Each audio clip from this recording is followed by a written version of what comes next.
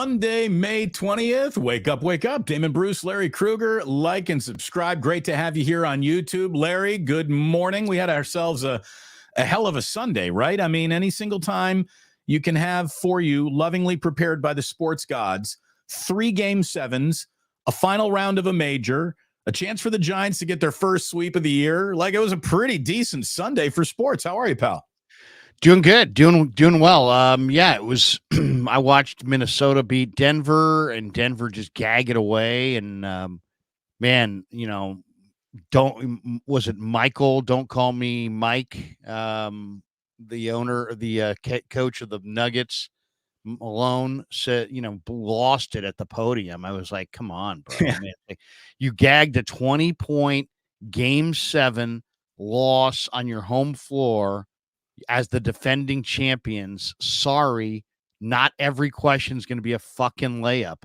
There's going to be some questions that are going to be challenging, especially in your situation. To sit there and turn on the media person, rip the media person who is just, asking terrible question. What do you say? That's a terrible question. Terrible. Yeah. No, the question was what's a terrible guy. You know what? It should have been, the guy should have countered with, maybe a terrible question. Maybe, it's appropriate that you get a terrible question after one of the most terrible gag jobs we've ever seen in the history of your sport. Look at it this way, Mike. This question has a 20-point lead on you right now. Are you going to blow this one too? Yeah, I mean, he's just, I hate guys who bully people, especially from when they, make more, have more. Right. And it's like, you sat there, you won the title last year, and I guarantee you got just ball licking questions the entire route. Hey, you know what? You guys are really great. How great is it to have Jokic? Yeah, it's really great. How great is it to have Jokic and Murray? Yeah, it's really great. How great is it to have, Aaron Gordon and Jokic and Murray? Yeah, it was really great. Everybody just licking the underside of your sack, Mike, when you win, but then all of a sudden you get a tough question when you lose, and you come unglued like a 7-year-old. What a bitch. Mike, can you tell me the moment in the year you really knew it was coming together? How do you feel about the parade coming up on Tuesday? Yeah, that's a whole lot easier question than you gagged a 20-point lead at home after gagging games 1 and games 2 at home. Do you have any regrets looking back at the fact that you guys, lost 3 games on your home floor in a best of 7?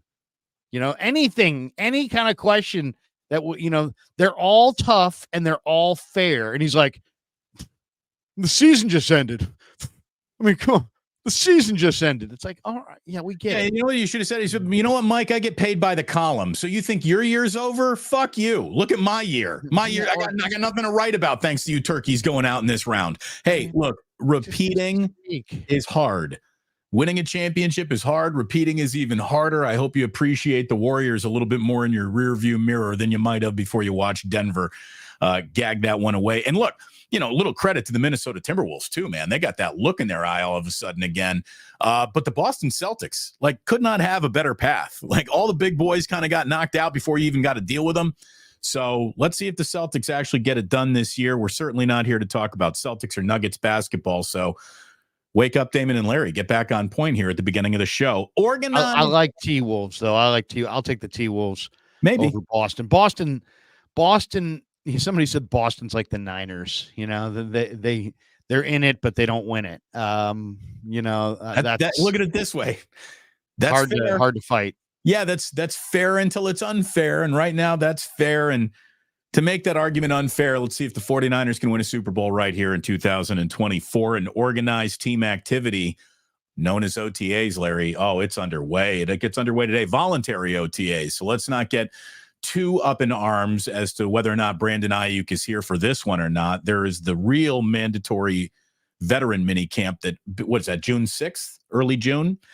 And that's when the real clock would start ticking on a holdout or a hold in, if that were to weigh. Aiyuk were to play it. But look, before we even get into Brandon Aiyuk, just OTA's underway. Larry, it's like we're turning a calendar year. We are getting closer and closer to what we're all here for. And that's always good. It's the playbook coming to life for the new guys. It's the playbook coming back to life for the vets. See what ideas and wrinkles, Kyle might have installed during the offseason as he's had an awful lot of time to think about it. I saw Jose Luis Sanchez III of Sports Illustrated write this, and I wanted to share this with you, and I think this is where we start today. One thing that's clear with the 49ers defense is they do have two cooks in the kitchen. Nick Sorensen, the defensive coordinator, but Brandon Staley right there with him to almost be like a co-defensive coordinator. It'll be interesting to see how the players respond to him and Staley. How does the chain of command work? Are the practices weird with it? So let's start there, because if there is any sort of hard to decipher chain of command, if there is some sort of awkward, like, hey, I'm calling a play that I want run defensively out here, and then, oh, this other guy's calling another play out loud because he wants to see what the second, like, shame on the 49ers if there is an inability to understand from players to coaches who's in charge here. Like, that can't happen.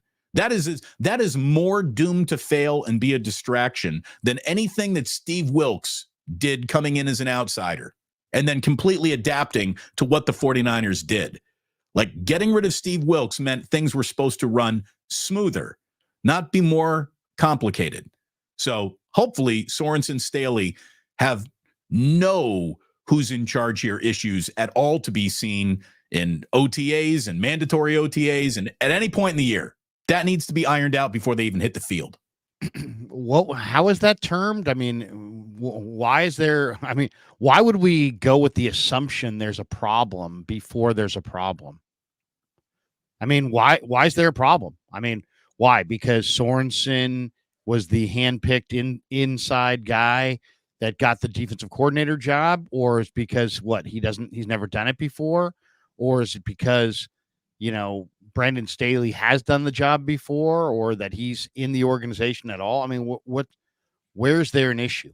Well, I think, why is that an issue? I mean, it's like, we're just talk about begging for a topic. I mean, I realize there's not a lot of topics going right now, but to claim that Sorensen and Staley is an issue before one run has been called, before one defense has been called, it just kind of, it's I don't know. It's a borderline hyperbolic. I mean, it could be a massive disaster, or it could be an absolute, by all accounts, massive success. So it's like, why would we assume anything at this point? I'm guessing the point of the no whole examples of any it better failure. be an unqualified, not to be worried about, never to be discussed, easy fit. And if it's anything other than that, why did the Niners make, that weird sort of Brandon Staley looking over your new defensive coordinator's shoulder at all times? Look at it this way. I already know the very first time the 49ers lose a game this year, somebody's going to try to talk about that power structure as to being the reason because. You just know it. I mean, we're basically. Well, people are idiots and people talk about a lot of things. I mean, there's, people can talk about whatever they want. All I'm saying is, I don't mind discussing whether the Staley, Sorensen thing is going to be successful or not. But to assume success or failure when you're talking about a team that has enormous defensive talent that was really high rated last year against, defensively, even with Steve Wilks, who a lot of people think was not the best option there and who was clearly an outsider. I mean, I don't know. I mean, maybe it'll be a bad decision. But until we see examples of it being a bad decision, I don't know why we would assume it's a bad decision. I mean, I think Sorensen is right. When I asked him, why were you hired? Well, he's like, well, you'd have to ask Kyle and John. Well, of course, but I'm asking you. And then he went on and he answered it. He said, well, I know the defense and I know the players and I know the building and This is a little revisionist history, though. I mean, you walked away thoroughly unimpressed by Nick Sorensen and did a show. I know, but there's nothing wrong with what he said. I mean, I'm unimpressed by his, he didn't seem very expansive with his answers. He didn't seem like he addressed my second question, which was about the run defense. Why did the run defense regress? He didn't answer why it regressed or how it's going to get better. So that was my bigger complaint. But I mean, as far as, he's unimpressive. Even if you're the most unimpressive interview, doesn't mean you're going to be an unimpressive defensive coordinator. And I said he was an unimpressive interview, but I didn't make the claim that he's an unimpressive defensive coordinator. I'm sure he got the job for a reason.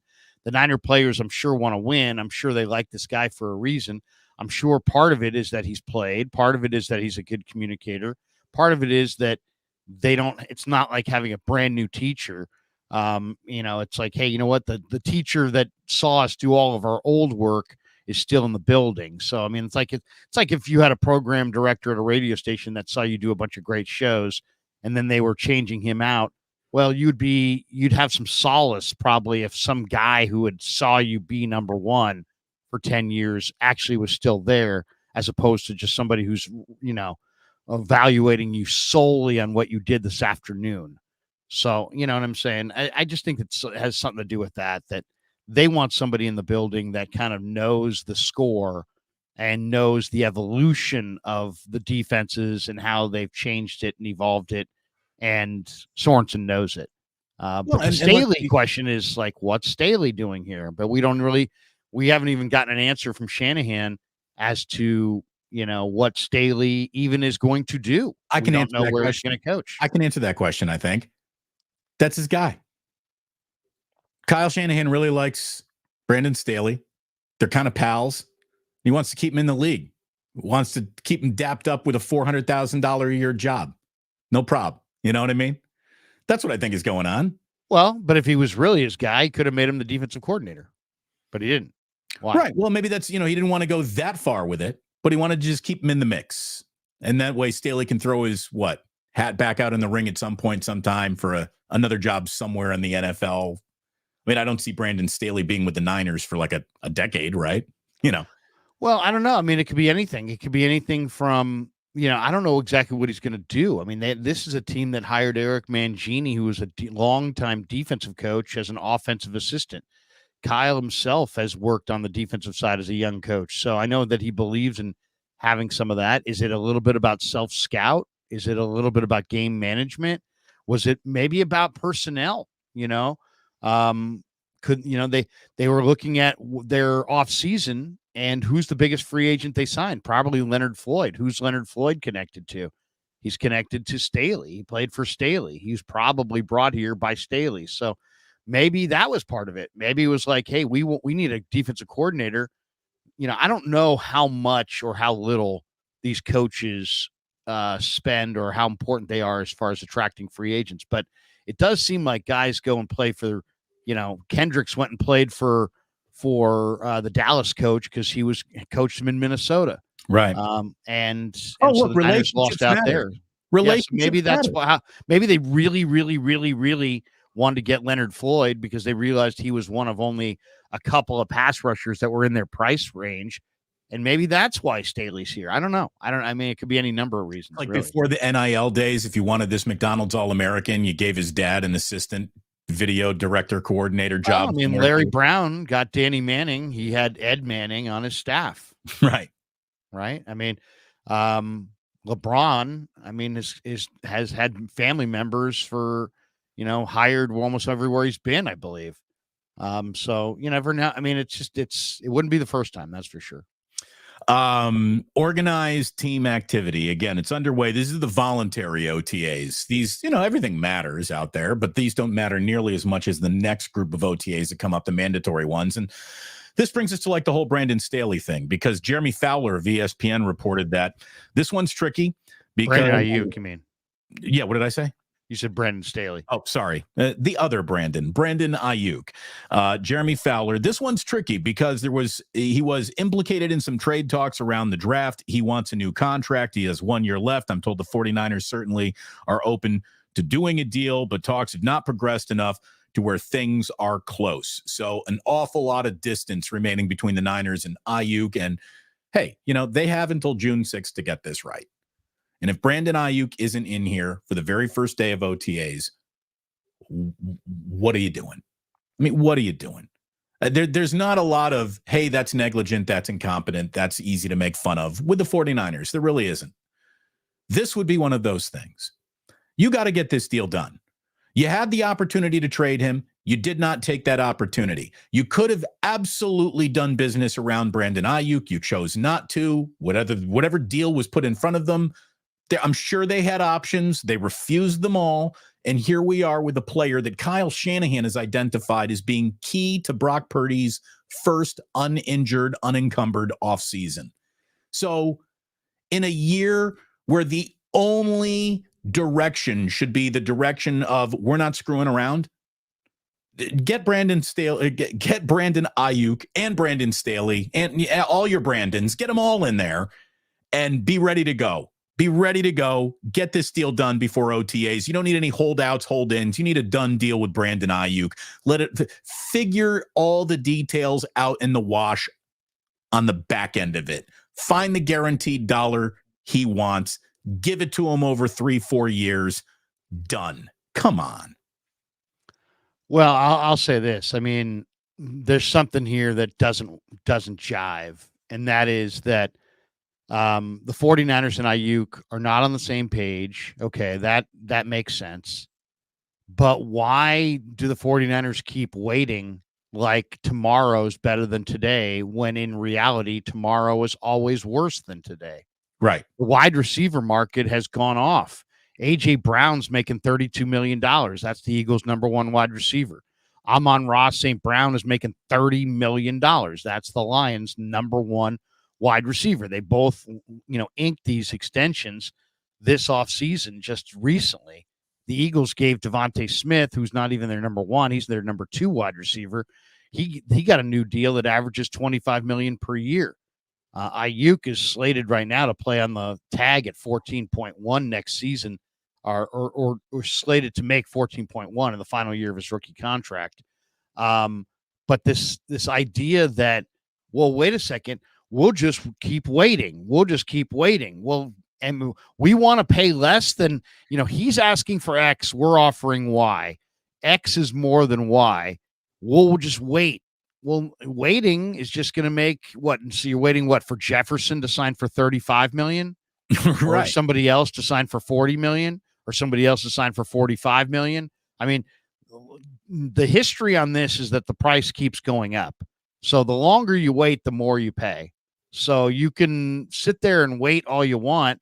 Now, maybe the Niners are doing what so many teams do in these negotiations. It's like, we're not going to actually take pen to paper and make it official until literally 5 minutes before he's going to walk out on the field, because if we sign him on a Monday and he gets in a car crash on a Tuesday or whatever, there's circumstances. We're going to hedge our bet all the way up until the last day. They could be doing that. Many of these contracts get signed literally minutes before they get agreed to, weeks in advance, but they get signed. Well, and look, the minute before you hit the field. And the Niners got a reputation for playing the long game on all these, right? Bringing it right to that deadline. And deadline does spurn action. But to me, this isn't even about money. This is about what is best for Brock Purdy. That should be the only directive that the 49ers are following. What is best for Brock? That's it. That's all. And Brandon Aiyuk being in the room for every single second of getting ready for 2024 to me should be the priority. And a serious team makes that the priority. I mean, how about this? There's no amount of money you're not going to make on this, 49ers. No amount of money. You'll never not be worth more as a franchise next year, no matter how much you pay Brandon Aiyuk. So just get it done. Just get it done. Get it done for the sake of the noise around this issue finishing. And I know that they probably care about that the least. The Niners are respected around the league for sure. It's not like they're losing their status among players, but win the fucking Super Bowl. That's it. That's all. You spent last year dicking around with, Nick Bosa right up to the edge of, well, he's really not in here on time. And he didn't really, he wasn't in ready to go shape until about week 5 or 6. And it was a slow run up for him. And I'm going to tell you, Nick Bosa was right at the center of a defensive line that was just wearing a crown of disappointment all year long. Nick Bosa's year But how last much of year. it had to do with his holdout? How Yeah, much of it had to do with the fact that Chase Young just wasn't that good? I don't That know. Hargrave I don't really know. wasn't that good. I mean, you could make an argument that Bosa at the end of the year was the only guy really going He on was, that but at the D line. beginning of the year, he wasn't going at all. He didn't have much of a good. Let's not pretend Nick Bosa had a good year last year.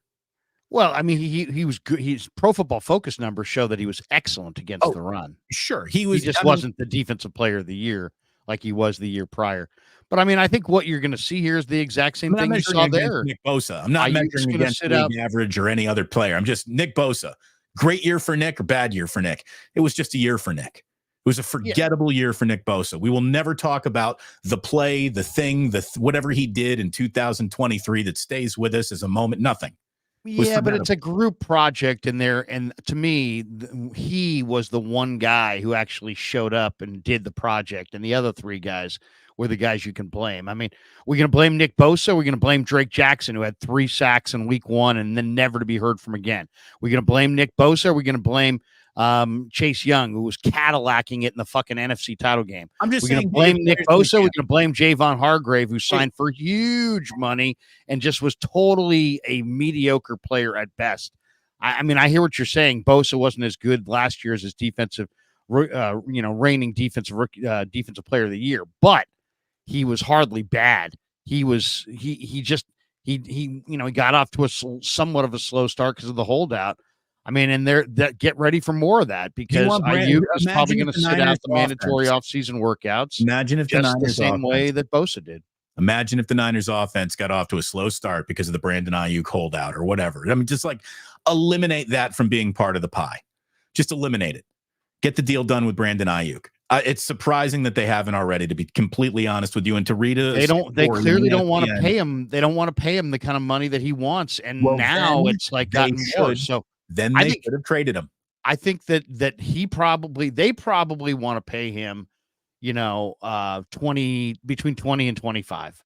And he probably now, with the contracts that have been signed, is a guarantee that he should get at least 30.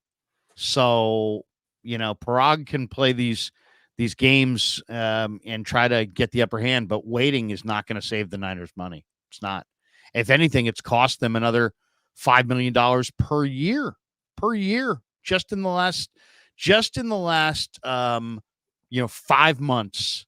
They had the price tag on Aiyuk has gone up by $5 million per year. So I don't know what their plan is, but a lot of people feel like they're going to sign one of these. They're going to sign Aiyuk, and that they may trade one of these wide receivers. I don't know. I don't know what the plan is, but they sure have a lot of wide receiver depth.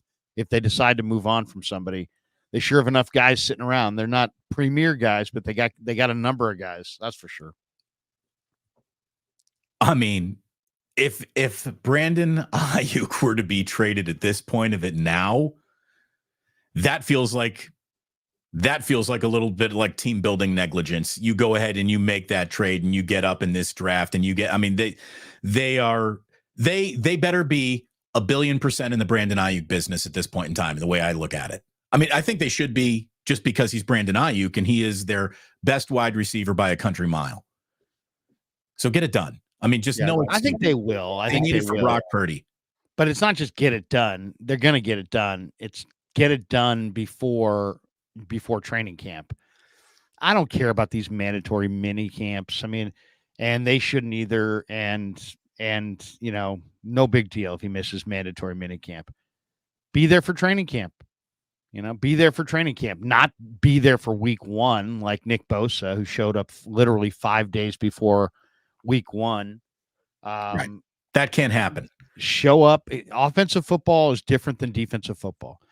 Defensive football is about energy and accountability. So as long as you're healthy and you've been working out like they knew Nick Bosa was, there was no urgency to get him out there on the practice field, because to me, it was just like, hey, you know what?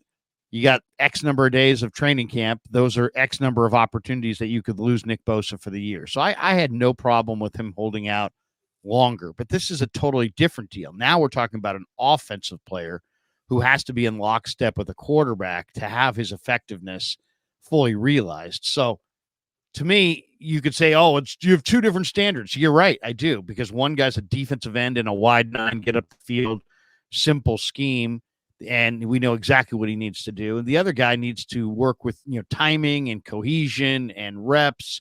And, we're going to cut this route off at 11 yards. Actually, this year, we want you to push that forward to 13 yards. I mean, the level of how exact things are in an offensive game plan would shock the average fan. So you got to have your guy out there. So he's got to be out there for training camp for those reps. And if he's not, I agree. I think it will be a failure on their part, especially when they saw this coming from miles and miles and miles away. Right.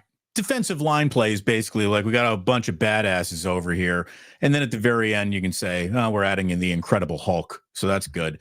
Yeah, you're right. Offensive football is nothing like that. You are retarding. You are holding back. You're hurting Brock Purdy by not having Brandon Aiyuk done.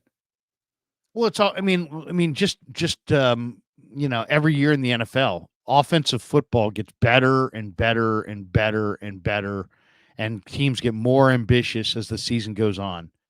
And early on, they're doing basic things. Late in the year, they're doing much more complicated things. Why? Because they've got practice time. They're logging a lot more practice time, and it's a lot about cohesion and making things work together, and all being on the same page, and communication and the practice reps mean a ton for the offense. So yeah, you got to have Aiyuk ready to roll, because here's the other thing. There's one other thing that you left out. The way the schedule lays out, you have to bank wins early on this schedule for what looks to be a rougher stretch drive. So it's not like you can just be like Shanahan's teams in the past, where it's like, well, you know what?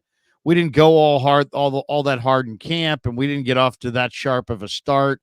But who cares? We'll be ready when it matters. Well, no, you're gonna be, playoffs on the road or no playoffs altogether if you start slow with this schedule this year.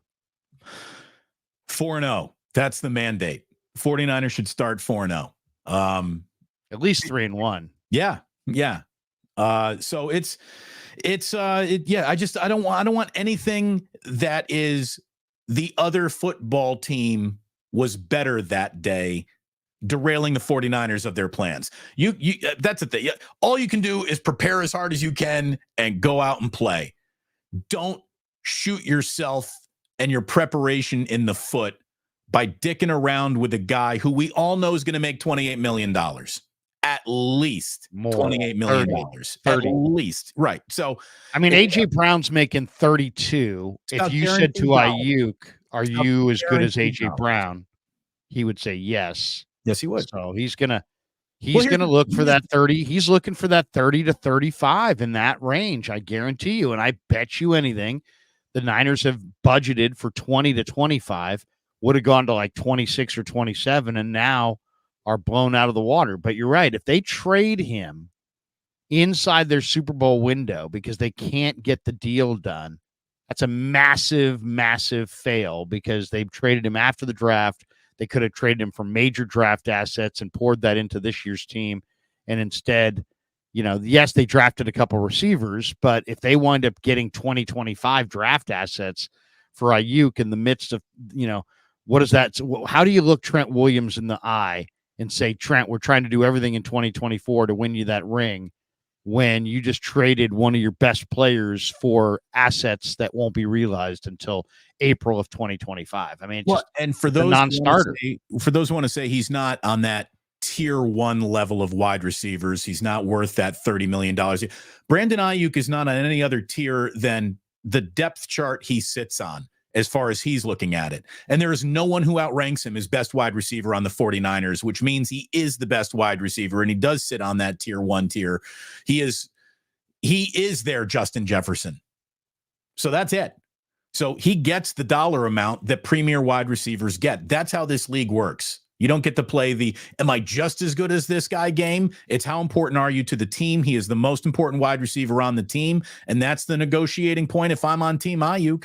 And, there's also this, Larry, and, being at training camp last year, This guy's work ethic jumps out like a sore thumb the way Christian McCaffrey's does. You want someone out there setting an example, like you said, for a now deeper than before group of wide receivers in a room who are all, you got some young men who will implement their professional habits this year, and having Brandon Aiyuk setting an example for that room is a great thing for everyone in the room. He's never come into camp out of shape. He doesn't miss games because he's hurt. He is a hardworking, grinding NFL player, and you want someone like that setting the tone for the entire locker room. So, again, it's the time to fuck around with Brandon Aiyuk has passed. Now they need to find out exactly the deal that gets him done, and I want him in there. Is mandatory mini camp as important as it's on training camp? Of course not. But I want him in for all of it. I want him in any single day Brock Purdy is in there working. I want Brandon Aiyuk working with him. And if you're Kyle Shanahan, I think that's got to be what now is the lead dog in this negotiation, more than any dollar amount or, hey, we're saving it. We got a little value over here. Good job, Parag. Great job. No, Brandon Aiyuk, get him in. So that's where I am on that one. It sounds like you're on the same page, too. Well, I mean, there's only one page to be on. I mean, what's the other page? You don't need your number one receiver in a passing league. Your young up and coming quarterback doesn't need his number one target. You got to have the guy, and what's really going to be frustrating is if they, don't get it done until close to the regular season, and then they wind up paying him exactly what he, right, the Amon-Ra 30 million, the AJ Brown 32 million. If he gets paid right in there, and they wait till almost the beginning of the regular season, they kind of get what they deserve as far as they almost deserve to have it blow up in their face a little bit, because why wait that long for nothing, for no gain? And you're only gonna create acrimony and bad feelings, and you're not going to get those field reps that you need, that Purdy needs, that that Aiyuk needs. So yeah, I mean, and then this has been a very, very weird offseason, because there was all these talks about, they're going to trade Aiyuk, they're going to trade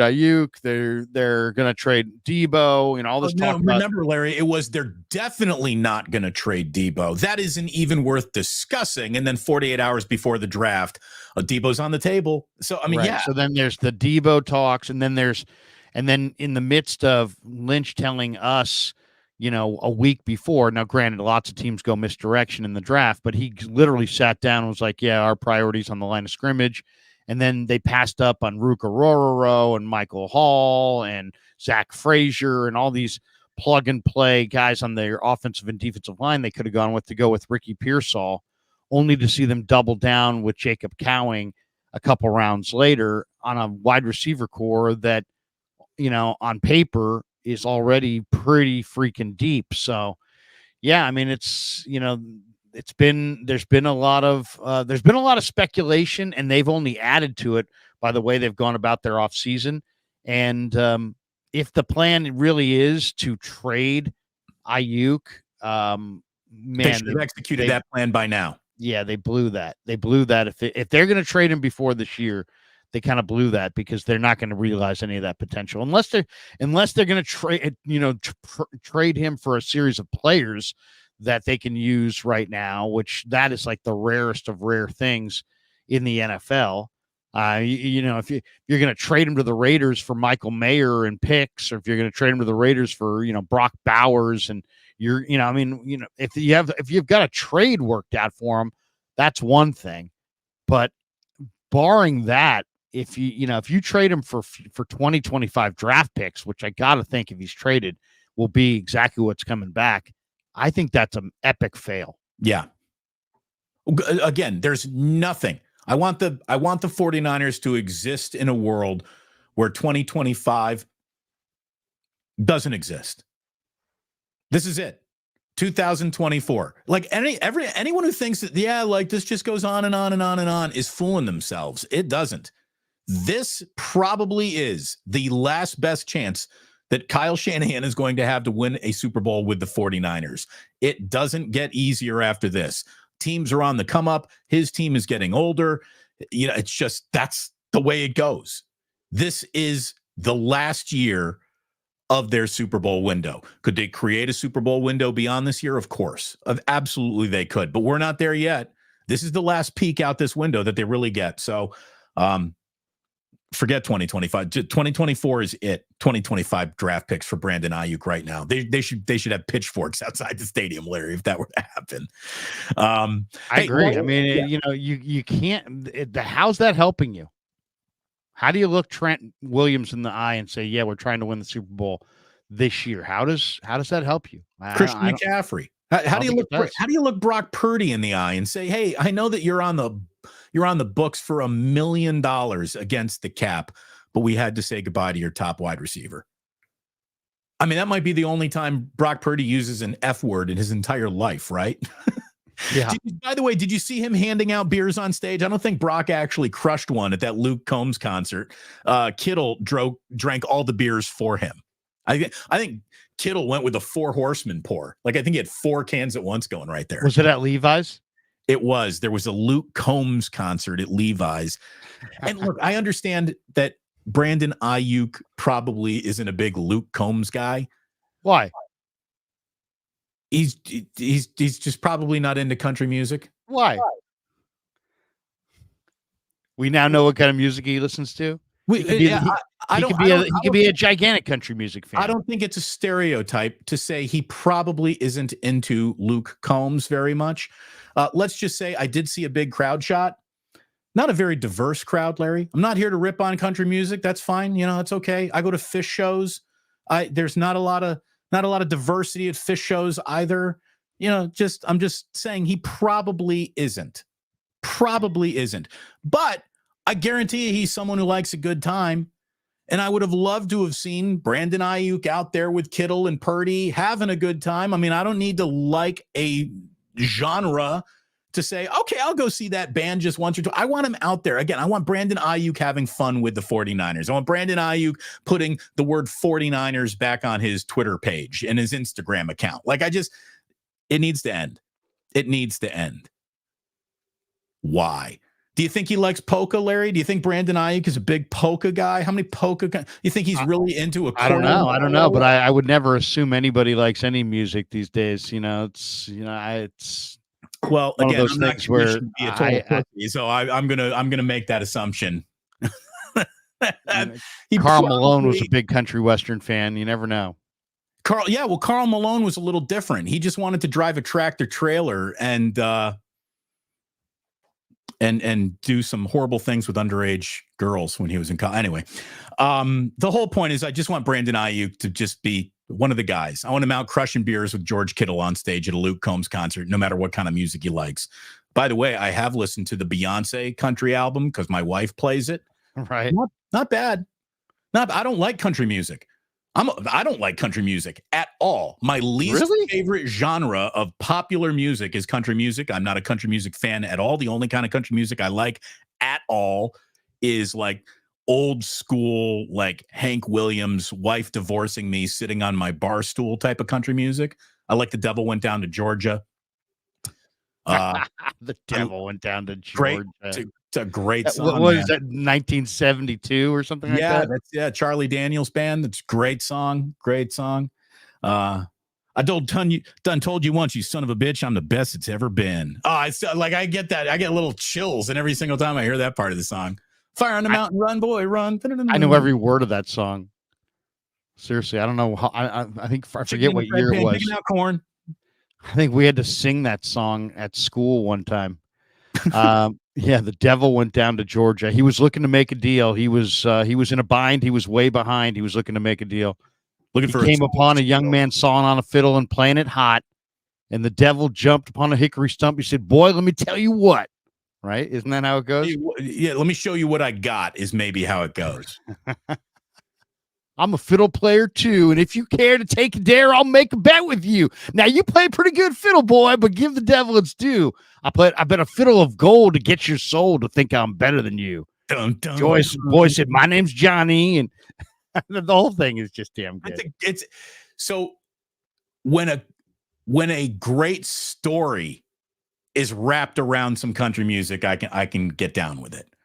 But no, like not a Shania Twain guy, not into country music. Well, Shania Twain. I'm not a Shania Twain guy myself, but I like Old Dominion. There's a number of country I've never artists even I like. heard of Old Dominion. Really? Old Dominion's pretty good. Okay. There's a bunch of them. There's a bunch of good country artists, but I wasn't into it at all until I got to college, and then I kind of got into it a little bit. I was more of a rap guy in high school, Too Short and that kind of thing. Now it's like if you went through my Apple Music, you'd be like, wow, you're a medley of rap and country. The closest I get like both. The closest I get to country music is Johnny Cash, but Johnny Cash isn't country music. Johnny Cash isn't rock and roll. Johnny Cash is Johnny Cash. He's his own thing. It's Johnny Cash. So Jordan Davis is pretty good. I'm a big Jordan Davis fan. Chris Stapleton, isn't he? I think he's a kind of a modern, big beard guitar player. I've seen him do some impressive stuff. Thomas Rhett. There's a bunch of them. I don't know. I'll have to check. Kane Brown. I'll have to check Brandon Aiyuk's iPod Shuffle to see what country music to like. Yeah. But look, I want him out there just being one of the guys, one of the boys, and I want this issue put to bed. It's officially time to put this issue to bed. Like and subscribe. Thank you very much for being here. Wake Up coming to you 3 times a week, whether there's an awful lot of stuff to talk about or not. This is how we're doing it, starting at 8:45 West Coast time. It's great to have you here. Like and subscribe. It is on both channels. So if you're watching on the Plus, make sure you're subscribing to the Krueger Show, vice versa. Thank you very, very much. So Warren Sharp, I know you're all over this story, Larry. The Warren Sharp really illuminated the difference that some teams have in terms of rest advantage. And when you compare the 49ers against the Baltimore Ravens, the rest advantage drifts into the concept of, well, that's a month of rest one team gets over the other. It's ridiculous. It's ridiculous. I mean, the schedule, I never love the schedule, release week because it's just a lot of talk about nothing. But the best article that's written every year about the schedule release is when Warren Sharp goes behind the numbers and shows the inequities that the league doesn't just have at their schedule. They have in a greater level each of the last 2 or 3 years than they had prior. They used to, kind of reward rest and try to even it out. Now it's like the rest be damned and all this player safety be damned. And it's like, we will make the best matchups and we don't care about the rest. And and all the numbers really indicate that. The 49ers have the number 1 largest net rest disadvantage in the last decade in the NFL, and the number 6th largest since 1990. The Niners have 21 fewer days of rest than their combined opponents this year. 22. It says here 21. The number was 22. I thought. Well, Warren Sharp says 21, so okay. I'm going with 21. All right. The Ravens are plus 16. The Niners are minus 21. That's a 37-day swing in rest advantage between two teams that are essentially both trying to win the Super Bowl. And to put that in perspective, in a sport whose season spans exactly 4 months from start to finish, one team has over 1 month more days of rest edge than another team in the same freaking league. So if you look at the examples here that Warren Sharp, and this is one of the best articles out there, the NFL is sacrificing schedule equity for TV ratings. Absolutely, they are. Yeah, and the Niners had the worst rest edge in the NFL last year. So how about that? Niners had the number 1 largest rest disadvantage last year. They were minus 20. So now it's back-to-back years of having the most brutal net rest in the NFL. And to put that on the same team twice in 2 years is criminal. That's unbelievable, really. And if you look at the inequities in how this has been laid out, the NFL clearly has cared less and less and less about this rest inequity as the years have gone on, because the margins have gone up. They've sold out more in this year and last year than they ever did before to getting the best TV matchups, which result in the greatest revenue and flipping the bird to anybody who cares about schedule equity. The Niners have the worst rest edge for the entire 2024 NFL season. They have 21 fewer days of rest than their opponents. And if for those who say, well, come on, it's not that big a deal. Really? All right. Last year, when the Chiefs, the world champion Chiefs, who were the best team in football, played with at least 2 days less rest than their opponent, as they did in 5 games last year, the Chiefs went 2-3 and covered only once in 5 games. That was what the Chiefs did last year with a net rest disadvantage. And then, of course, so it's pretty big. He reads schedule or his record with a bye week, which is obviously the most extreme example of rest advantage any team gets. Your team coming off a game before you're coming off a bye. In 21 years, Andy Reid is 18-3. I mean, I think it's 28. I think it's 28-3 is what he actually. Okay, yeah, he's 28-3 off the bye.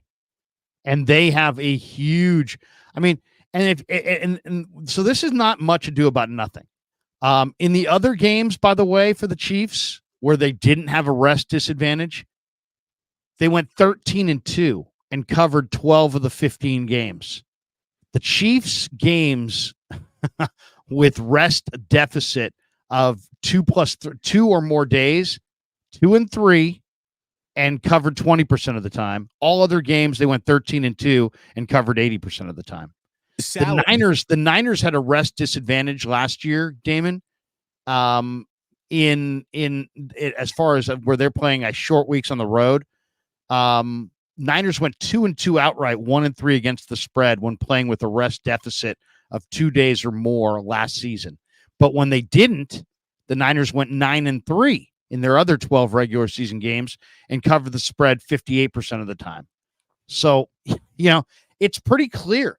If you have more rest, that's better than less rest.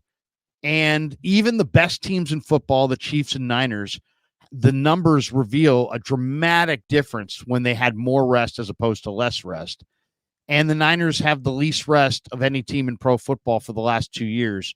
And the Ravens have the most rest of any team. And they're both supposedly competing for the Super Bowl. A guy in the chat, or it might be a gal in the chat, I don't know. Someone in the chat named Salad says, why is rested disadvantage suddenly a thing now? It's a legit question. And the answer is because there's never been less equity among all teams in the schedule than ever before. The NFL. Go read the article. Yeah, what Damon just said is exactly right. It's not that it's never been a thing before. It's that the league used to have we're not gonna put teams in a disadvantaged situation for the matchup. Now they've sold out to the matchups. If you read the article, the disparity from top to bottom has grown in each of the last 4 seasons. So it's getting to be, why is it a bigger issue now? It's a bigger issue now because it's a bigger issue now. Right. The schedule, the NFL used to serve one master when it came to releasing a schedule. What's the fairest way to conduct this football season? That is maybe the 4th or 5th goal of a schedule at this point in time. They're getting their matchups, they're getting their TV ratings, they're getting their markets engaged. One of the points that Warren Sharp makes in this piece is that when you study the NFL schedule, you realize that it's much more art than science. In other words, they're not looking for equity. They're looking for revenue. Right. They have one master to serve now. The number one master that the NFL serves is network consumption, Amazon Prime, Netflix. The NFL is only concerned with putting games in places to make money with them. The NFL is not concerned with what's the fairest way to conduct this sport en route to crowning a champion. You'd think that would be the number one goal. It isn't even in the top 5 goals now. It's not. So that's why. Just remember this. Just remember this. If you're betting the NFL, always know the rest equation, because that's also part of it. They know lots and lots of people bet these games. We would all bet much smarter if we kept the rest, ratio at the forefront of our thinking. We don't. If you do bet on the league and you're not considering that, don't consider that at your own peril. Right. You are costing yourself money, because I guarantee you're going to see a spread this year and you're going to say, wow, that spread's wrong. Team A is way better than Team B, but the spread, and I guarantee you, if you go look and research just that game, you'll find that wherever the spread is leaning, it's leaning in favor of the team with the rest advantage that you're unaware of. I guarantee you. Robert Prado in the chat says, I'd be pissed if my coworkers had more days off than me, especially if they were in the same position, just worked at a different location. Yeah.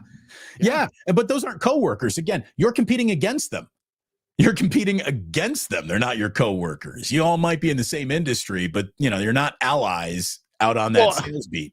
And also, it's like, why are we talking about this now? I'm talking about it now partially because it's the Niners getting screwed, but also, and I mean, I'll full disclosure on that, I wouldn't care as much if it were a different team getting screwed.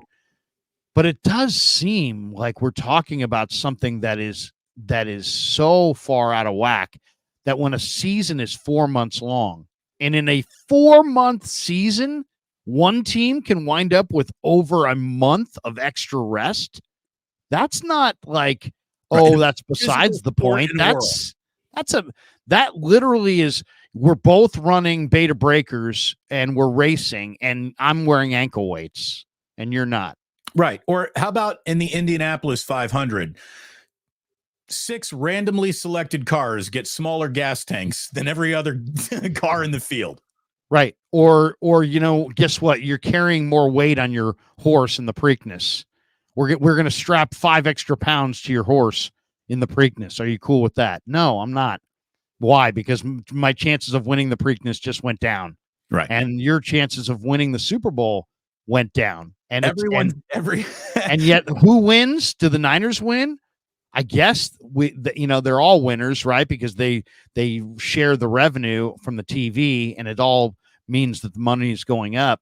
But I bet you anything, if you asked every head coach, if Kyle Shanahan were sitting here right now, and you had Jed sitting right next to him, could Kyle say to Jed, hey, Jed, would you take 2% or 1% less revenue coming from the general fund of the league if we actually had an even, fair playing field schedule-wise, as opposed to the Ravens have 37 days of extra rest, and yet we may wind up in Super Bowl Sunday in New Orleans against them in February, and you'll be staring at them knowing that they had 37 more days of rest in this gauntlet called the NFL season that goes from, the 4th of July or whatever till Valentine's Day. Basically, they had an extra month, over a month and a week, really 5 extra weeks of rest. I mean, that's staggering in a sport where rest does mean something. There's no doubt. It doesn't seem fair. It does not seem fair. Again, go read it for yourself, guys. It's amazing. It's an amazing revelation. The goal of the NFL is not to conduct the fairest, most balanced competition among these teams will make the difference anymore. It's about selling inventory to people who want to buy it, and networks and streaming services that want to buy it. That's the God, did you ever see the movie called, I think it's called The Founder?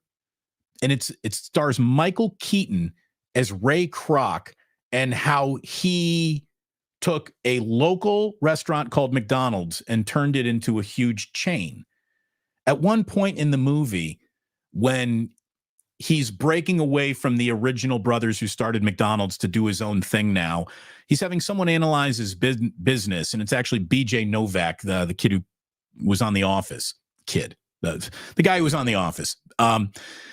He's sitting in Michael Keaton's office, and he says, do you even realize what business you're in? He's like, yeah, I'm in the fast food business. I'm in the hamburger business. He's like, no, not at this point. You're in the real estate business. Look at all the properties you own. Look at the amount of money that you have just tied up in the real estate of your empire. You're in the real estate business. You're not even in the restaurant business anymore. And it was like an illumination, moment is like the aha moment. Yeah. Only thing I'll say though, I understand what you're saying, but this is a competition. And if the playing field is so unfair that it's not a fair competition, then I think it becomes less compelling. The NFL gets billed as, hey, you know what? In baseball, the Brewers and the Padres can't win, but in football, man, the Packers and the Chargers can win. And look how great the NFL is. Peacock paid over $100 million for the exclusive rights to a playoff game last year. Amazon reportedly paid more than $100 million for the rights to the first Black Friday game, which was held last season. Now Netflix has reportedly paid $150 million for 2 NFL Christmas Day games this year, and it's going to broadcast at least one more Christmas Day game in 2025 and 2026. The streaming services, YouTube TV, Peacock, Amazon Prime, they've added, it's like there's now 5 other networks. Right. All well, I guess competing. you're making my my point for me though. The NFL isn't in the football business anymore. It's in the inventory for broadcast services business now. But I would push back and say, well, other businesses, cash rules the day. The integrity of the competition is at the central core of what makes sports. So that's the difference. The central core competition's got to be equitable. If it's not, your sport's less compelling. The NFL has sold itself on, hey, you know what? Everybody's on an even playing field. But in reality, they are taking teams and asking them to do far more and far less. I mean, give you an example. We're talking about payroll, but we could be talking about travel. The Chargers are traveling 26, almost 27,000 miles. They're playing in the Eastern time zone 5 times this year. The Commanders, who will travel 10.5 thousand miles. I mean, almost a third of the travel. And they're only going to have one game in the Pacific time zone, and it's against Arizona. Right. So, I mean, they're going to travel. I mean, that's amazing. They'll play 9 home games and one more just up the road in Baltimore, and just one game in the Pacific time zone, where the Chargers are traveling almost 30,000 miles and are in the Eastern time zone 5 times. So, I mean, there's all kinds of inequities within the schedule, and there's always been some.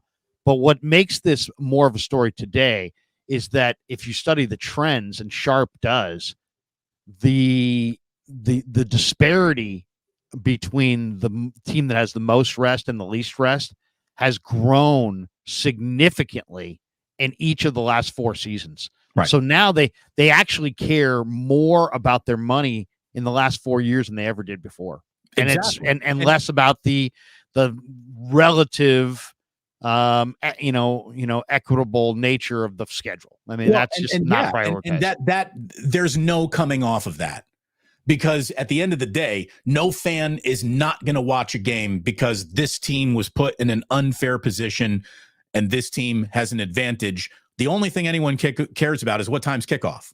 Yeah, but baseball fans have talked about the stacked card game for a long time. Hey, the Yankees and the Dodgers, and I mean, literally, the Yankees and Dodgers are spending $400 million, and you've got the A's with a $63 million payroll, and they're supposed to play in the same league. I mean, it's just, you know what I'm saying? It's like at some level, we're taking something that that's supposed to have some modicum of fairness, and we're just blowing that out of the water, all in the sake of an extra buck, when we know the league's gonna make billions, but it's about maximizing, making the most.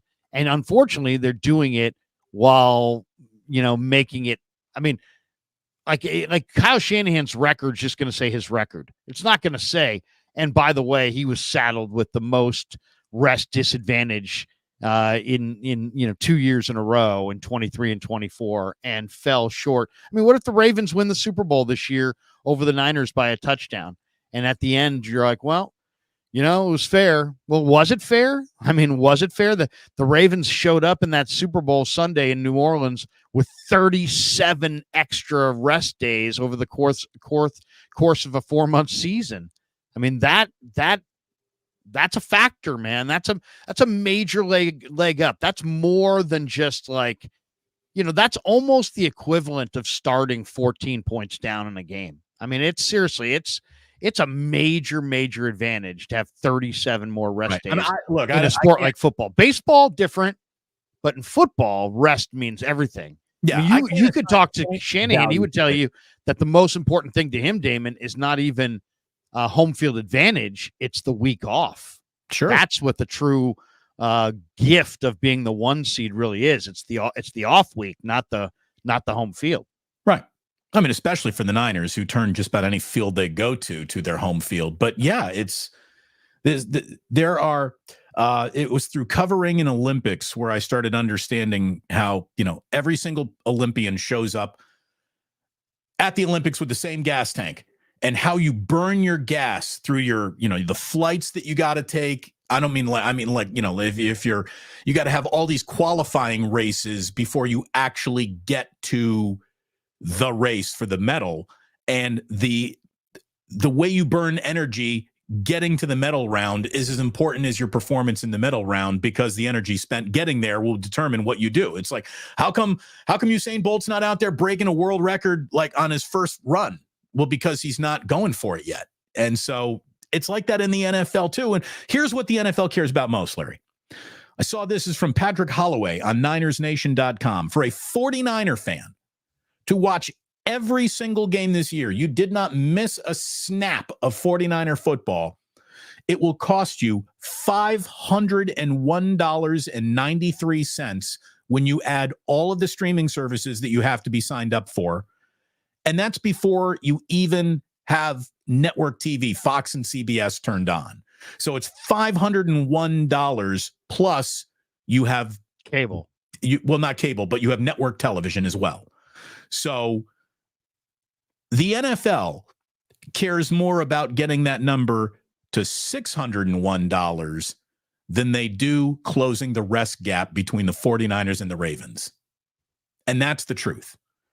The NFL isn't here to do anything fairly, equitably, good for competition. That is no longer the goal. That just is details that never get sorted out in the online argument between fans screaming at each other.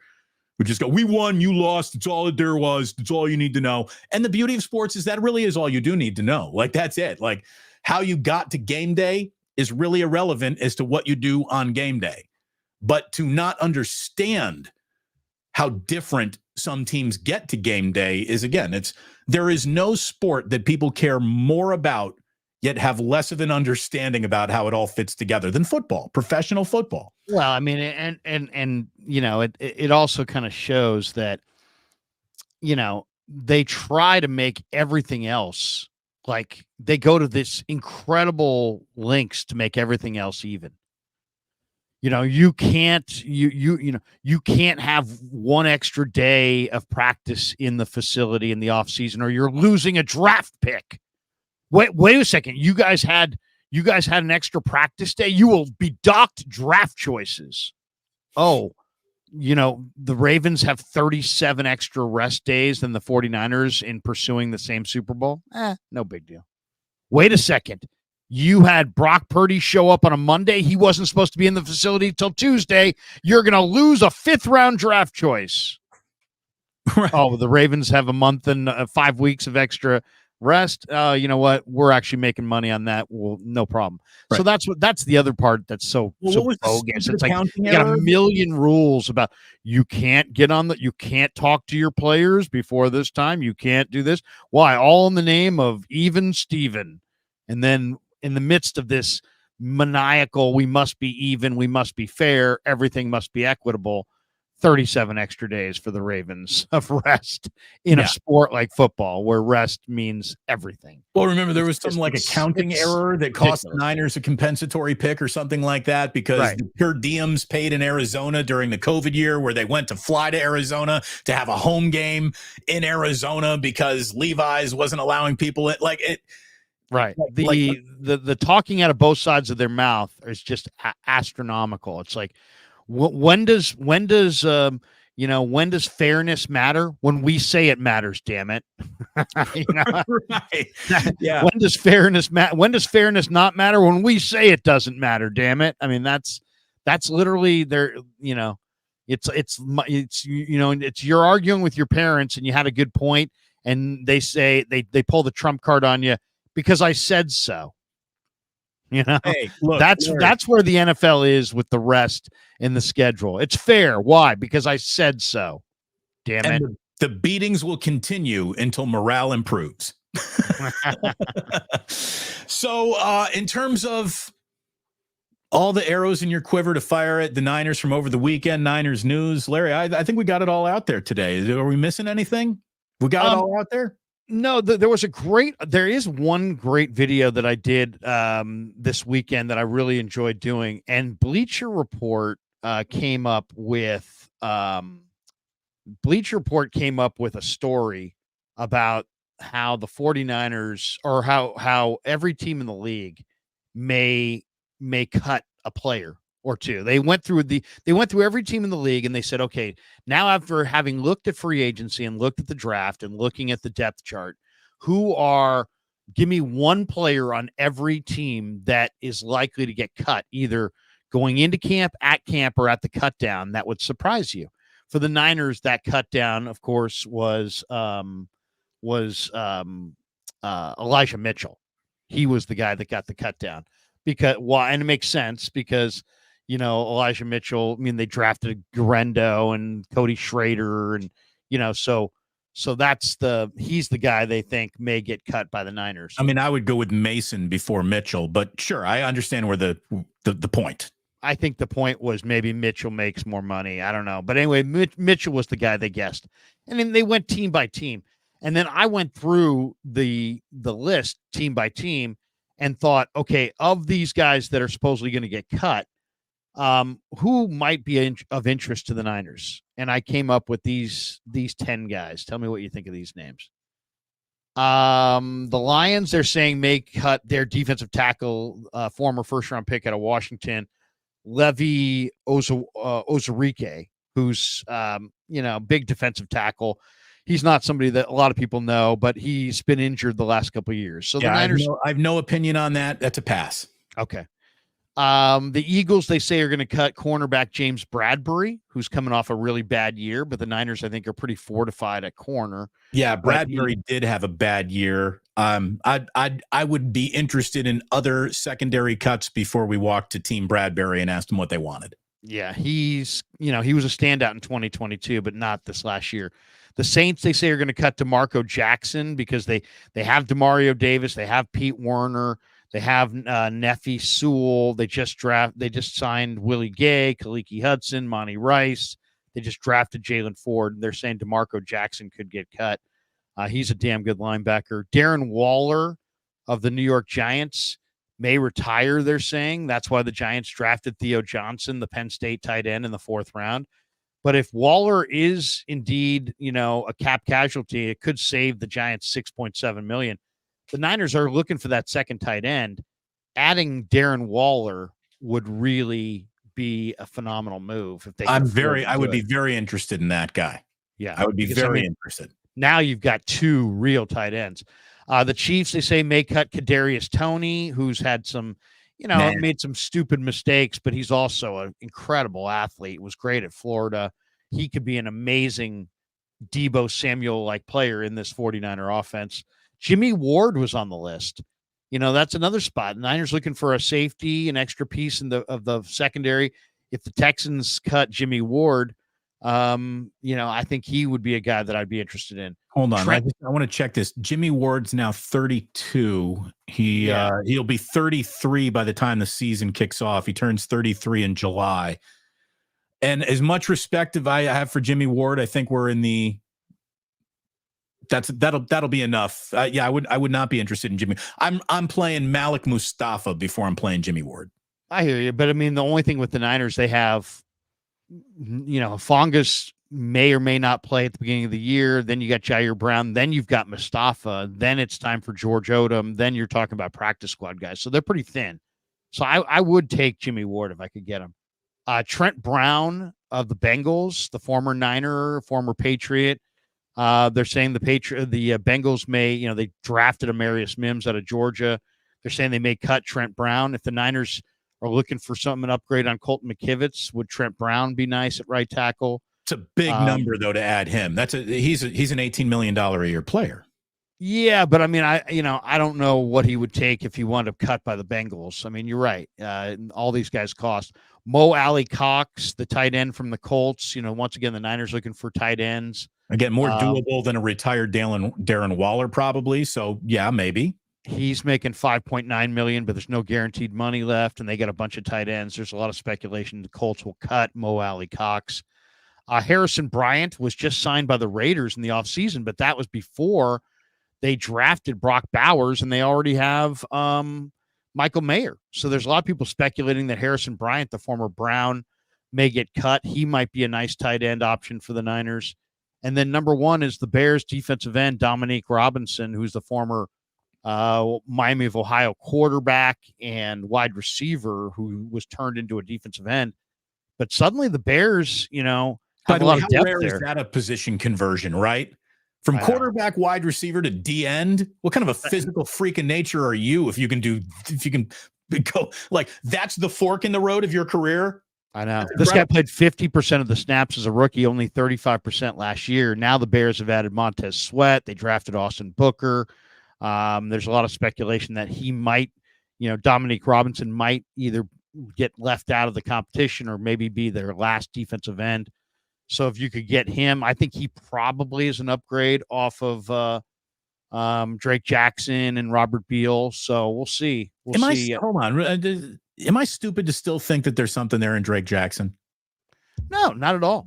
I mean, it can sometimes take 3 or 4 years for that light to really come on for a defensive player. And this is it. This is you got to show it this year or thanks a lot, Drake season.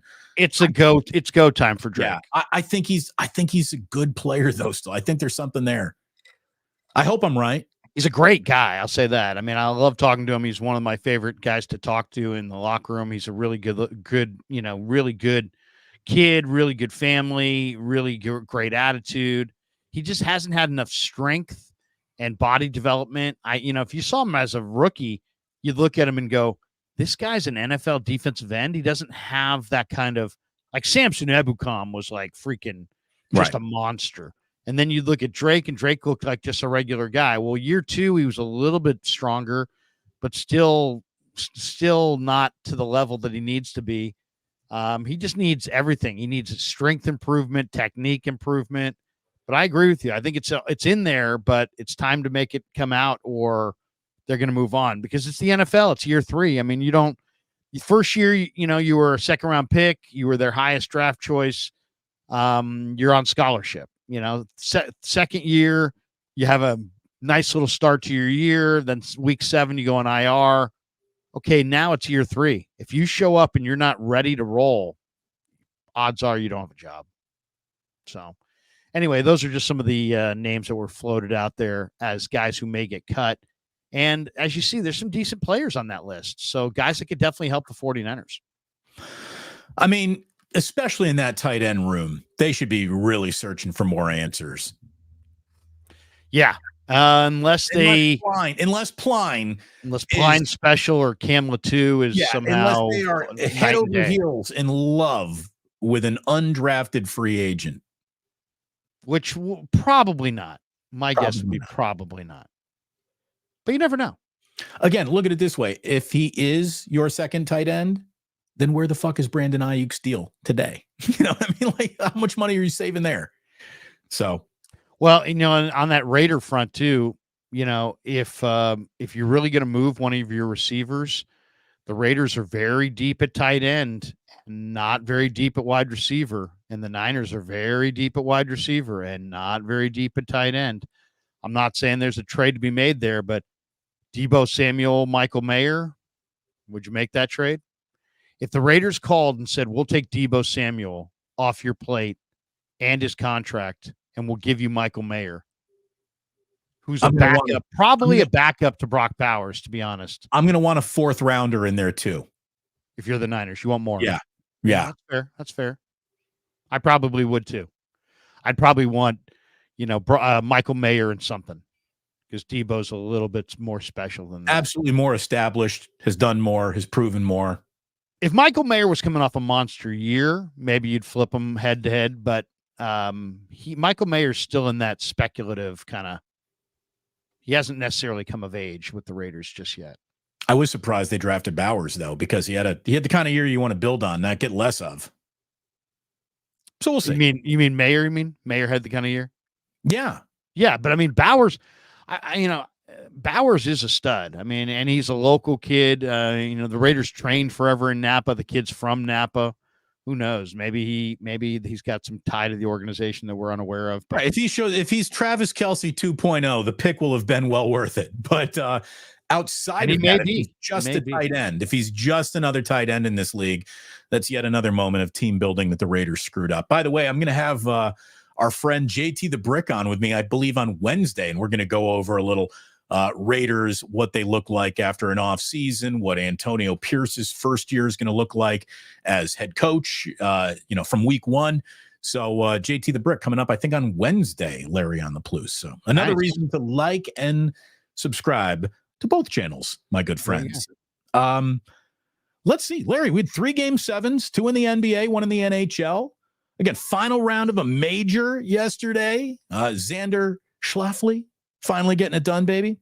We had the Preakness this weekend. We had Beta Breakers this weekend, which is always a fun weekend in San Francisco. It was a hell of a sports weekend. It really was. But obviously one game got more attention than the others because it was at Madison Square Garden, and it's the frickin' Knicks, which get jammed down your throat in an embarrassing fashion by ESPN. And look, the Pacers went into about as tough of a situation as you can find as a professional basketball player.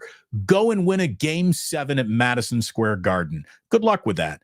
And I'm telling you right now, they came out and they whooped the New York Knicks' ass. And they did that before Brunson got hurt. So I don't want to hear, well, Jalen Brunson got hurt. There's no doubt there was a war of attrition playing out in this series as well. But that game was night-night, pretty much before Brunson even got hurt.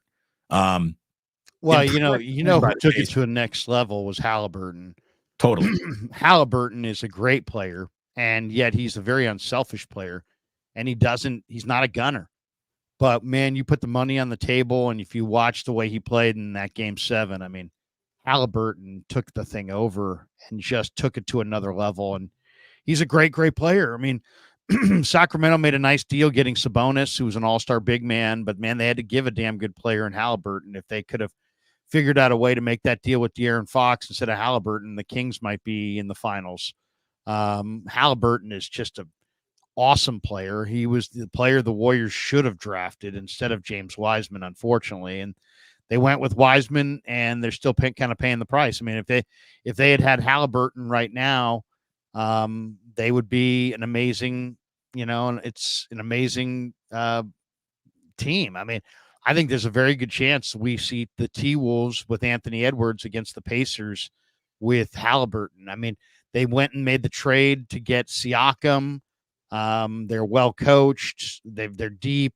And Halliburton's a superstar, man. So you got Halliburton maybe going against Edwards in the finals. That's why I really wonder what the internal level of regret is in Sacramento over that deal. Because again, they got a good player in Sabonis. Sabonis is a very, very good player, but your power forward can't control a game quite like a point guard can, So I don't think they could have made the deal with Fox, but yeah, I mean, I would have loved to have moved Fox instead, and who's really, really good in his own right. But Halliburton is is he a 1? Is he a 2? I mean, some guys, the answer is no. He's neither. This guy's both. This guy's a good one, and he's a good two. I mean, he's like, I love Halliburton. He's just a tremendous player, and watching him shoot the ball from beyond the arc with just total confidence yesterday, incredible. And look, Absolutely incredible. I know you're the same. You like it when a really good player turns into someone who might be great, and that's what we're looking at in Anthony Edwards. What a leap forward year this has been for him.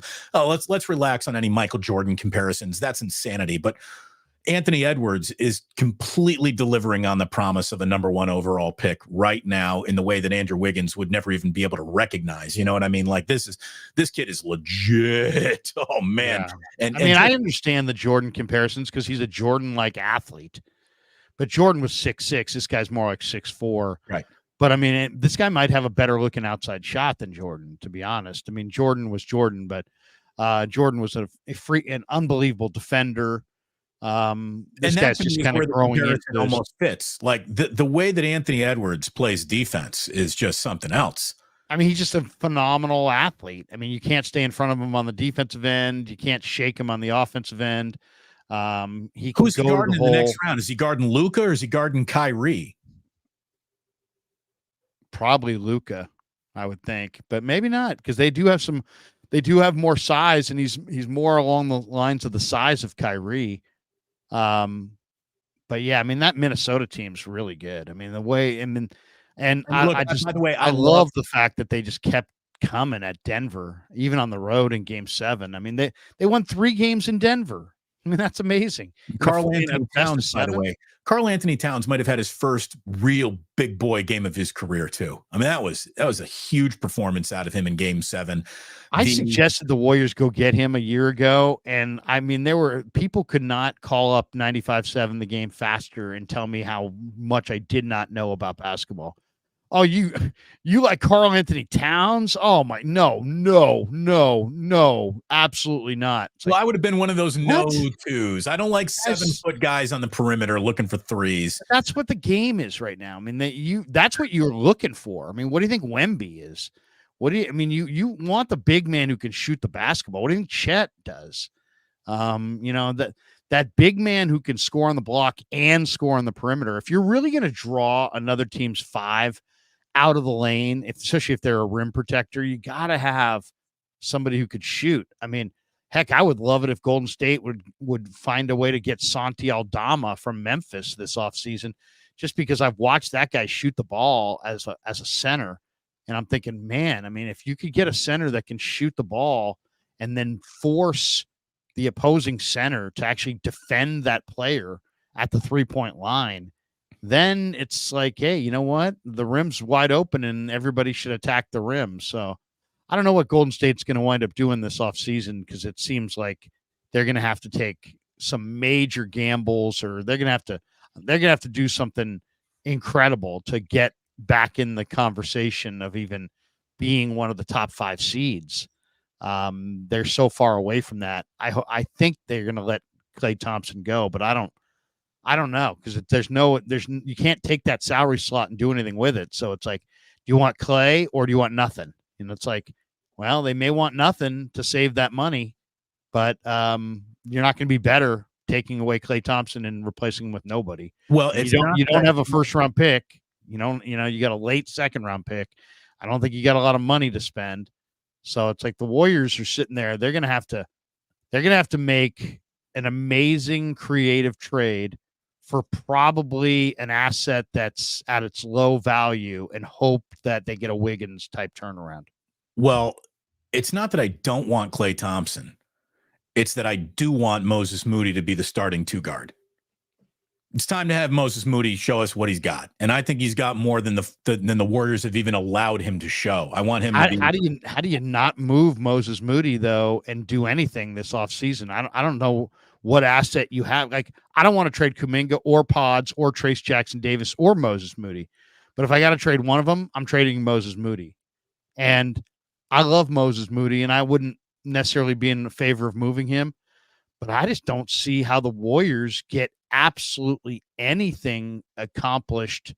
I don't see how anybody does anything with them, how they improve even a little bit, unless they are willing to move Moses. Do you want to know what if we agree that like they're sort of at like a stalemate, there's not a lot that they can do in terms of dramatic move. The best thing for the Warriors this upcoming year is Trace Jackson Davis having himself a big boy offseason and coming back and being someone who's an absolute force in the NBA in year 2 of his career. Trace Jackson Davis is probably the best path out for the Warriors. And it's not guaranteed, by the way. I mean, that's not that should be easy. All he needs to do is start playing like an all-star every night. But he needs to be this team starting center, and Trace is going to have a monster year for the Warriors to do anything without doing something dramatic that might include a trade that he's involved in. And that may not even be enough. I mean, I think it's highly likely that he is going to be pretty good. I think he is going to be much improved. He was really good this year.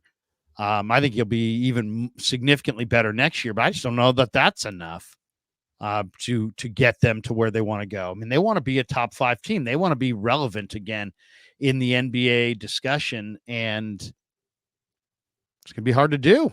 It's going to be virtually impossible. It's hard to get older and better at the same time. It really is. Yeah. It's going to be very, very challenging. I don't know. I'm looking at all these deals. I mean, I'll give you an example. I've got one right here in front of me. And I think I know your answer to this question, but my answer would be no, I wouldn't do this. But I think you might. Okay, so here it is. This was a Bleacher Report rumor. Okay. Here it is. The Warriors would get Kevin Durant from the Suns for Wiggins, Kuminga, Moses Moody, and a 2025 first. The Suns will push for an additional 2027 first-round pick, which is the only other one the Warriors can actually include, assuming this deal goes down on draft night.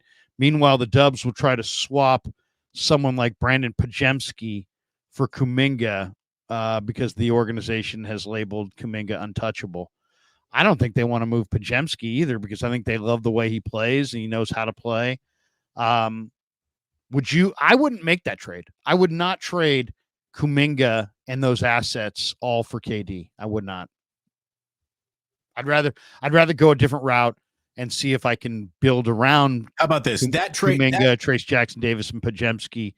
I'd be more interested in moving Draymond Green than I would be in moving, Trace Jackson Davis, Pajemski, or Kuminga. The only thing that there's a deal with the devil that you're making if you're making that trade. And the deal with the devil is you might get an NBA Finals appearance in the next 2 years with Kevin Durant and Steph Curry reuniting.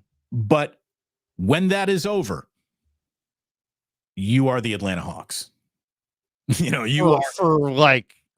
For how many years? You're going nowhere fast for about a 5 to 8 year period after that, unless you immediately drop out and you get to draft the next Victor Wembanyama, who might be happening to come out the 1 year that you have the next first round pick, because that's how bad things got. And then how often is a transforming, transformational type player, generational type asset like Victor Wembanyama? How often do those guys? I mean, that kid Alex Sarr, who's going to be the number 1 pick in this year's draft, is nice. He's got a lot of talent. But he ain't Victor Wembanyama. Not even close. The only thing that they did, they're French. That's what they have most. They're tall French guys. So, I'd be careful. Boris Diaw. Hey, so Rudy Gobert, who is in the Western Conference Final. The Eiffel Tower. What was it? What are they called? The Stifle Tower. The Stifle Tower. He did make a big shot, by the way. When Rudy Gobert makes a jump shot, it's like it's not our year. They're going through. I mean? They're going through to the next round. Rudy's hitting jumpers. When he started hitting jumpers late, it was like just everybody watching had the same thought all at once. Oh my God, if this guy's dropping J's. The reason why you can't do the Kevin Durant deal is because you would have a look out for those guys starting 5 again, but you'd have no bench. You'd have zero depth. And And they've done that went before. through that year. That is the year we just watched. Pretty decent starting five. Very good against league average numbers. Very good starting five. Advanced metrics of proof these guys can play well together. And look, congratulations to Brandon Pajemski. He kept that going when he went in there. But then there was nothing coming off the bench. They would be top heavy, no depth, and I think that's a really good way to die quickly in the playoffs right now. And KD, he wore out his welcome with Kerr, with Draymond, with the fans. I don't think people are dying for KD. I mean, plus he didn't get it. He wasn't getting it done in Phoenix. So right. How about this? I saw this floated out as a premise that people don't even get to say things like this aloud without the entire internet coming right through their kitchen. Everyone framed it as the real mistake was Kevin Durant leaving the Warriors and tying himself to Kyrie Irving. Well, his mistake, you mean? Right. I thought you meant the Warriors' mistake. No. Kevin Durant's mistake. Yeah, what's he done since? What's he done since he left Steph? What if I told you that actually the real mistake was Kyrie Irving trying to tie his success to Kevin Durant? Yeah, well, Kyrie's in the finals. Well, Western Conference Finals. Right. But I mean, he might be in the finals. Right. And he's playing well. So yeah. He is more it's like Kyrie's a disaster entity in the NBA today than Kevin Durant is. Yeah. No, I mean, the Warriors are in a really weird predicament right now. It's like, what do you do? What do you do? The league's changed the rules to the game to make it super punitive against everything that you were good at. Every advantage you had, they took away from you. Now they've got this ridiculously punitive second apron violation where it's like if your salary levels at that real high level like theirs is, you're not going to be able to do shit. You're not going to be able to parlay trade assets. You're not going to be able to sign mid-level free agents. You're not going to be able to do anything. You're basically going to be, literally an arm and a half tied behind your back. Now, good luck to you. If you are above that second apron and they're above the second apron. So it's like, what do you do? What do you do? You don't have much to trade. You don't want to move on from Steph. You don't want to waste Steph's final years. You've got this really expensive arena. Nobody's going to want to come if your team's awful. Like you said, you could go with KD, but then you're driving your franchise off a cliff for 3 to 5 years at really high prices. Does Joe want to be staring at a empty, expensive arena that nobody wants to go to? Valkyrie tickets, Larry. A lot of Valkyrie tickets are going to have to be sold to keep the engine going. Yeah, I mean, it's just they're in a weird predicament. I mean, they're going to have to look at every possible option, and they've got guys who make so much money. $30 million expiring for Paul. Wiggins is 24. I mean, if you put those guys together, you're talking about close to $60 million basketball players. So there's only a few teams out there. I mean, then you're going to have to look at other teams. I'll throw out names like Ben Simmons and people are like, no, oh my God, no, that's the worst idea ever. Well, guess what? I mean, you're going to have to make some really, the assets that you're going to get for $30 million expiring Chris Paul are not going to be, guys. It's going to be guys who have the best of damaged goods. Right. You're going to have to make the best of a bad contract or a player that's broken. And I know Simmons is broken. He can't shoot. I mean, his career is totally gone down the tubes.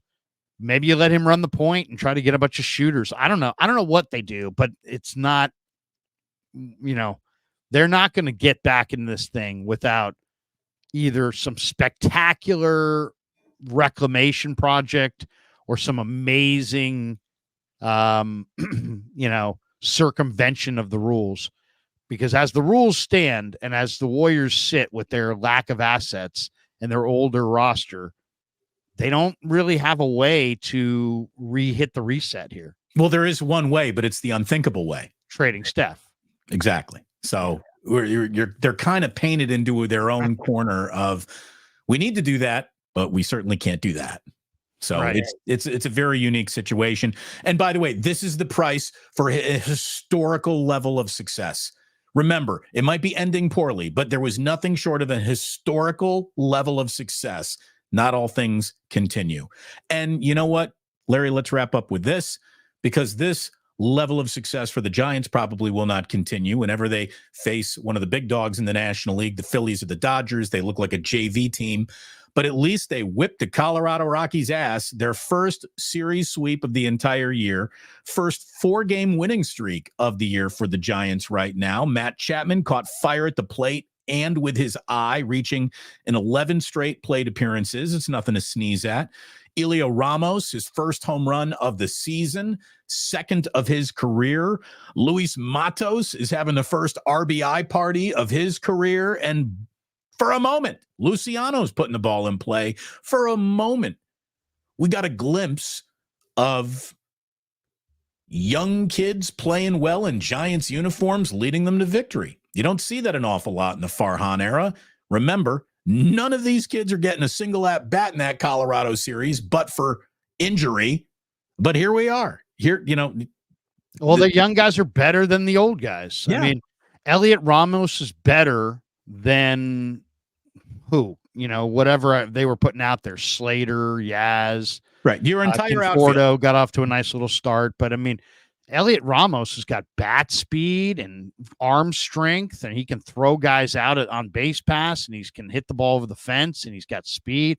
I mean, Elliot Ramos is watching him come of age. I really love seeing that, because I did an interview with him last spring in the dugout, or in the clubhouse in Scottsdale, and just a delightful guy, man. I mean, really a terrific guy, and he's been grinding for a while.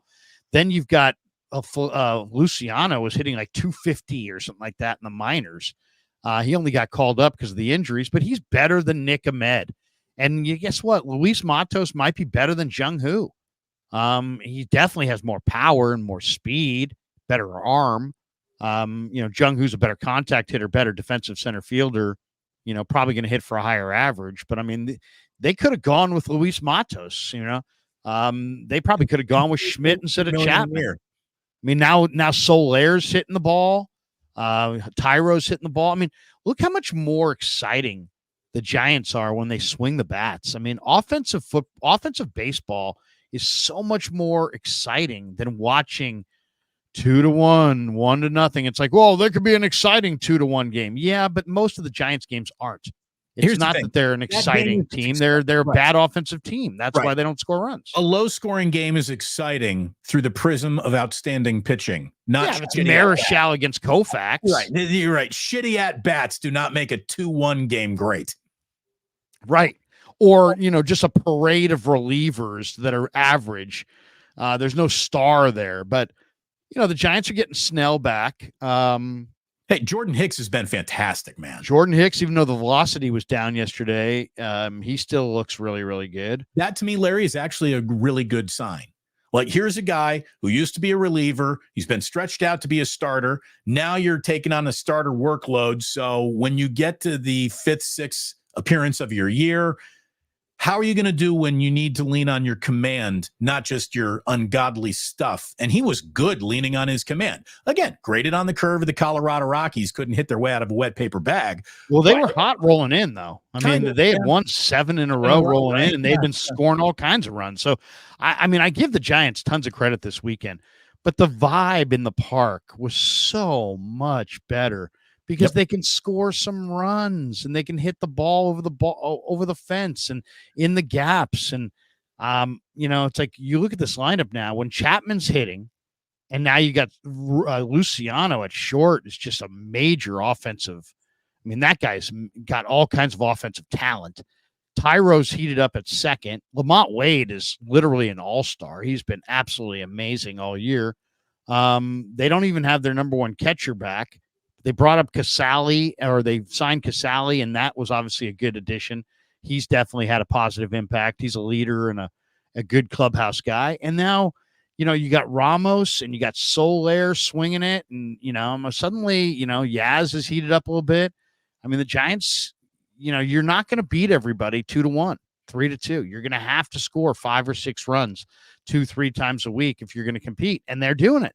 So, it's the best they've looked all year. I'm going to tell you right now. I'm a little excited about the Giants. I had some trepidation looking at it early. I wasn't very impressed with what I saw. But these kids, it's officially time for them to take over. Put the team in the Miata. Go out on the road now. You got a 6-game East Coast swing. You start in Pittsburgh, and you're going to run into that Skeens. The guy throws 102. He's very, very talented young. God, by the way, just dropping the route for a second. He destroyed the Chicago Cubs. Oh my God. He got 7 in a row. Oof. Yeah, no, he's amazing. And I like how he's like, I'm damn good or something. I forget what he said the other day, but it was like along the lines of like, I'm freaking awesome. Yeah. But yeah, no, I mean, this is the Giants are, this we'll see. We'll see if they can keep it rolling. They definitely, they could, there was a lot of speculation. Hey, maybe they'll have to go get a center fielder, but maybe they won't. Maybe they can just lean on Matos. I'll say this: I like watching Matos and Ramos and Luciano just for the athleticism and the bat speed and the potential. And it feels like something might happen, right? And they got some talent. Slater at bat, where I almost know the outcome before we get in the batter's box. The Giants, Doval in the 9th is nasty. The guy who's the reliever they keep using, who's they use as an opener sometimes. He's just been nasty all year. I mean, no, the guy who they use as a 1-inning guy, he's a right-hander. He just throws a fastball and a slider. He's got a beard, mustache. The guy's been fantastic this year, and he's just kind of a relative no-name guy. So much so that I can't even think of his name. But I mean, they've got some decent relievers. They've got in front of Doval. On paper, they're getting Alex Cobb and Robbie Ray back. It'll be interesting to see, like, if the Giants are, some of their young players are coming of age and they're get to the middle of the year. Do they if they wanted to, they could probably make a number of really nice trades between Robbie Ray, Alex Cobb. By the way, Ryan Walker is, I think, Ryan Walker is been ridiculously nasty. But then Snell could be traded. They've got 4 or 5 different guys that they could probably trade that other teams might actually want. Do they go for the rebuild and trade some of these guys for prospects, or do they again sell out for the final playoff spot and try to make a run? And that's the one thing. Farhan's been kind of paralyzed at the trade deadline the last couple of years. I mean, look what he did last year. He talked a huge game and then delivered AJ Pollock. AJ Pollock didn't get any hits, and the team sunk like a stone. Never even reached first, Larry. Never even gave the Giants 90 feet of offense. Right. I mean, and he was terrible, but I mean, it's like they didn't know what they wanted to do. It's like they didn't want to sell because, oh my God, that sends the wrong message. But then they didn't want to spend anything and buy anything of substance because, we don't want to trade our prospects. So they got literally paralyzed. And, what is he going to do this year? I mean, is it more paralysis because the Giants are not, like somebody said, hey, if they could trade Giants prospects to get in the race this year, they wouldn't do it because it's not a good enough team to justify trading the future for the present. And I understand that. But then if you can't trade the future for the present, can you trade, Cobb and Snell and Yaz and, some of these veterans and try to get a couple of young players to accelerate the rebuild?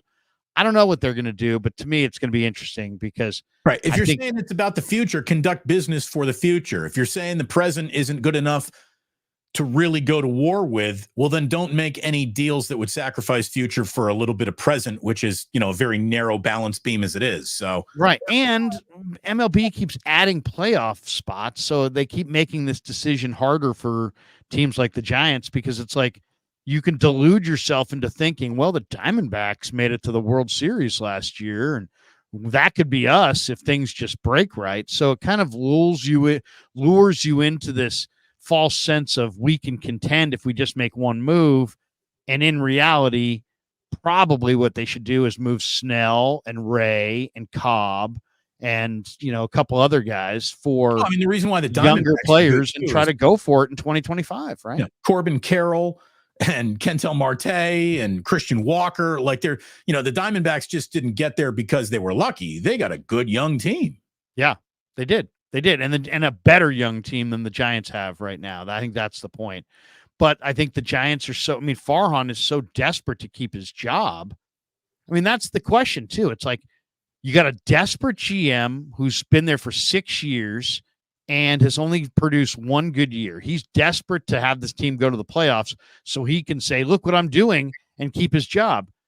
But then do you allow him to trade away some of your farm system for going for it in 2024 in a year where they're no more than the 10th or 12th best, odds of winning the whole thing? Or do you say, you know what, Farhan, do they, if they had continued to slide, would they have dumped Farhan and replaced him and let the new GM make the decisions?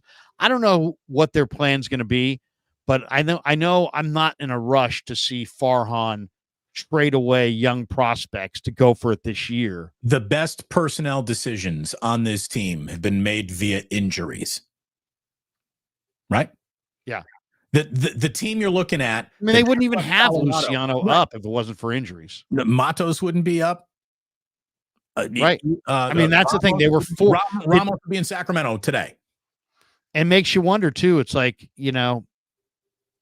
what's going on with the Giants development system if these guys are in the minors doing absolutely nothing and then get promoted to the majors and start to really swing it? It's like, well, what does that say about your AAA staff that you couldn't get these guys to do it in the Pacific Coast League, but now they're up in the majors and they're doing it?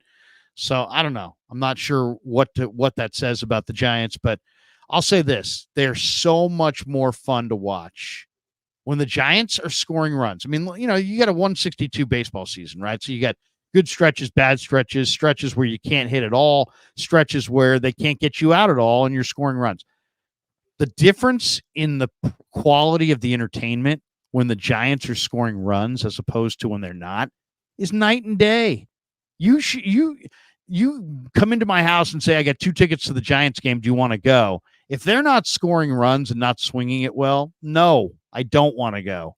You just invited me to pay $60 to park and $100. You just made me drop $100 bill to watch 2 runs. I'm not doing it. But if you knock on my door today and say, hey, you want to go watch the Giants tonight, the way they're swinging it coming out of this weekend, I'd be like, hell yeah. Yeah, I'd love to see this team. Because it's a lot more fun to watch offense. During their like Christmas sale where you could get a whole bunch of tickets for like $5 each. I went ahead and I got some really, good view level tickets against a couple good opponents. And when they come back from this road trip, I'm going to go to that Phillies game. It's going to be my first game of the year. It'll be a fun one. Got a couple, Larry, I've decided now that I'm my own boss, I'm going to give myself that day off. There you go. How about that? Why not? Kind of like it around here. And that's it. That's 3-day weekend, 4-day weekend. It could be a middle of the day. Hey, how are you? I don't know. It's a middle of the week game. I think it's a Wednesday or something. I'm going to play hooky. Okay. Yeah. Let's quickly get through a couple of, starred chats here. Vernon Freeman, from what I heard, Aiyuk is the one trying to wait until all the other big wide receiver deals are done. It takes 2 sides to get a deal done. Sure, but there's a dollar be proactive. There's a dollar amount that we know that exists right now, and if that really is it, any offer south of 30 million was a waste of breath or a wasted email. So the Niners have made the choice to keep Brandon Aiyuk. They've made that choice. So now the business of having Brandon Aiyuk come play football and get Brock Purdy ready for this year is the only prism that they should be doing business through. That's it. How do we win the Super Bowl in 2024? Fucking around with Brandon Aiyuk's the worst way to go about that. And he's right that Aiyuk was the one that wanted to wait. But if you're the 49ers, it's like, okay, yeah, you want to wait because the market's going nothing but up. But if you're the Niners and that, you're only going to 23 million, then why are you going along? Why didn't you move this guy if his ask is soaring beyond what you're willing to pay, why didn't you move this guy already? Right. If you're in a cannot negotiate it window, you should have traded him when you had it. Yeah, no doubt. Kyle Benz wanted Frazier, but new O-line depth keeping BA could work out if Hubbard's good. I also have heard good things about Kingston. And I'll tell you, I saw Pooney at the minicamp. I thought Pooney looked really good. Let's see if they caught a little luck in their offensive line depth with the decisions they made. You know, they're going to need some good fortune because these are guys who are football guys, but I don't know if they're going to get it done. You know what I'm saying? Well, you know, if you really want to get it done, you call Amici's and you say the minestrone is just fantastic and it's vegetarian. I like the vegetarian options. It's what I'm looking for. I used to try the spicy wings. They're a little too spicy and we went lemon pepper. And then I said, wait a minute, these wings, they're meat. I can't eat the meat anymore. This is why I like a nice cheese pie from Amici's. And you can see my signature is right on the box. By the way, is Ralph's signature still on the box? Amici's? I don't know. I don't know. You know what I've always said? I've always said it, and I've said it to myself. I've written it in envelopes. I've said it to Coach. I even said it to Trevor the other day walking around the facility because he's a football guy. I said, you know what? I don't want an offensive lineman that fits in Ralph's Miata.